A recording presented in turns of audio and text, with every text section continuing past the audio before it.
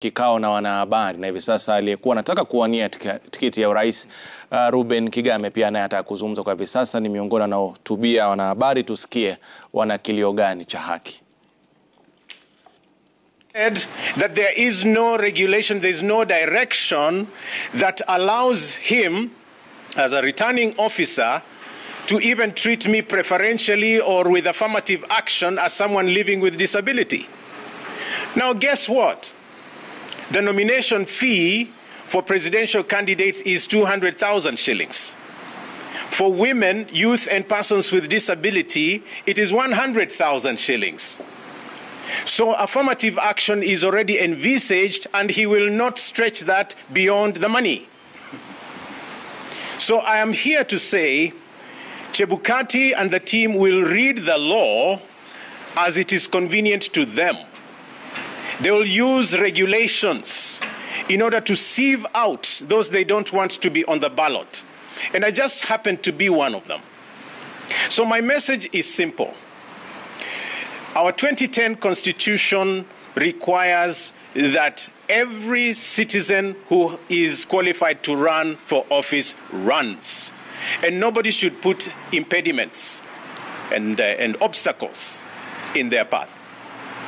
That same Constitution says Chebukati and team are not supposed to discriminate against me. They have. And I'll tell you the worst aspect of the discrimination as I finish. He has gazetted 4 candidates.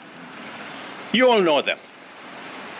He has also issued a list of those that did not qualify. Now, Kenyans, are you aware that I don't appear in the list of those who are passed as the 4, and I don't even appear in the list of those who are disqualified? What does that tell you? That Chebukati and his team treat me as a non-entity. They treat me as an accident. They treat persons with disability with disdain. And I'm here to tell you this. It will not happen. Because we will not be silenced. I will be here for the longest haul to represent persons living with disability, and they too have a right to run for office.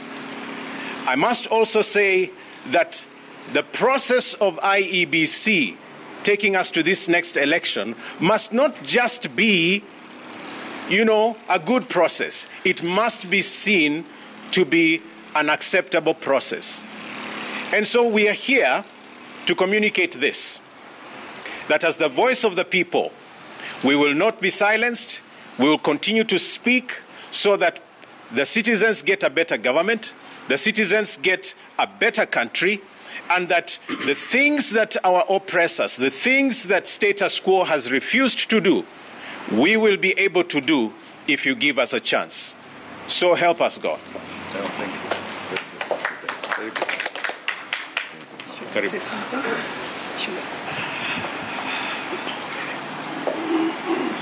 Once again, let me say thank you. I want to thank my good brothers here for the wonderful statements they have made. Kenya is at a crossroad, once again in our history. We are witnessing something that we have witnessed before. This was the time when black colonialism replaced white colonialism. And this climaxed at the period of the multi-party struggle in this country. We saw during that period where we had a foundation of a very good constitution. Laws were brought in that continually usurped the democratic nature and the inalienable rights of every Kenyan thereafter. In fact, during the Moi period, I believe there were 141 new laws that were brought to subject the people of this country to a dictatorship untold. In 2010, we passed a new constitution, believing that we have got new rights embedded that people have fought for, believing people had died for. And we were very proud of that new constitution. And our prayer, come the 2013 election, was that there would be an ushering in of a new government that would ensure that the inalienable rights of that new constitution were going to be adhered to. And that the government that was coming into place in 2013 was going to be a government that was pro-reform to that constitution. It is evident to all of us today that this is a government that decided at the beginning it is going to claw back what we envisaged as the gains of the 2010 Constitution. We saw an attempt by this government to regularize and manage NGOs under a new PBO Act. That fight climaxed in 2017 when we saw, after the general election and the debacle of that general election, certain NGOs and their offices being vandalized by KRA and the police. Oppression of the alternate voice. We saw as an excuse for terrorism that the government had failed to manage, draconian laws brought to a parliament to subject us to the previous Public Order Act that was very vicious in nature on our human rights. And that caused a lot of fights. Some of those laws were implemented, clawing back the reforms and the reform nature of the 2010 Constitution. They didn't stop there. They didn't stop there. They went on. Not only did the Supreme Court announce them as having participated in illegalities and irregularities, they literally pronounced the regime as having done a coup on the people of Kenya in 2017. They didn't stop there. They decided now the next target is the opposition. So my previous party leader, who was then viewed as the opposition leader, was swallowed in by the same people. And the voice of the opposition, as we knew it in Parliament and we knew it institutionally, was removed.